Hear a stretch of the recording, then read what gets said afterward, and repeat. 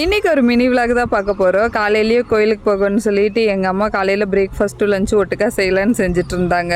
பிரேக்ஃபாஸ்ட்டுக்கு பார்த்தீங்கன்னா சவு சட்னியும் இட்லியும் தான். இது லஞ்சுக்கு வந்து அரிசி பருப்பு சாப்பாடு. ஏன்னா கோயிலுக்கு போயிட்டு வந்து அவதியாக செய்ய முடியாதுன்னு சொல்லிட்டு தாங்க லஞ்ச் இப்போவே செஞ்சு வைக்கிறோம். எப்பவுமே வந்து இந்த மாதிரி எமர்ஜென்சினாலே நம்ம ஊர் சைடு செய்கிற ஒரே சாப்பாடு அரிசி பருப்பு தான். அதனால் அதையவே வந்து அம்மா செஞ்சு வச்சுட்டாங்க. வந்தோடனே சாப்பிட்டுக்கலான்னு சொல்லிட்டு தயிரும் இருக்கிறதுனால லஞ்ச் வந்து சிம்பிளாக முடிஞ்சிருங்க. எங்கள் குலதெய்வ கோயில் பார்த்தீங்கன்னா எங்கள் ஊருக்கு பக்கத்துலேயே தாங்க இருக்குது. இங்கே தான் எங்களுக்கு கல்யாணமும் நடந்துச்சு.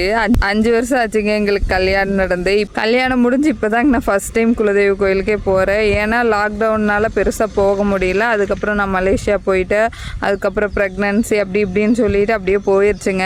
எங்கள் அம்மா கோயிலுக்கு போனானே சொல்லிட்டு இருந்தாங்க, இங்கே தான் சாமி உங்கள் அப்பா அம்மாவுக்கு கல்யாணம் நடந்துச்சு, ஆனால் பாரு இப்போ தான் உன்னை கூட்டிகிட்டே வர்றாங்க அப்படின்னு சொல்லிட்டு இருந்தாங்க. அப்புறம் பக்கத்தில் மதுரகாளியம்மன் கோயில் இருந்துச்சுங்க, அங்கே போனோம். பொங்கல் அபிஷேகமும் தந்தாங்க. நல்லா சாட் போட்டு வீட்டுக்கு நிம்மதியாக வந்துட்டேங்க. நாளைக்கு பார்ப்போமா, பாய்.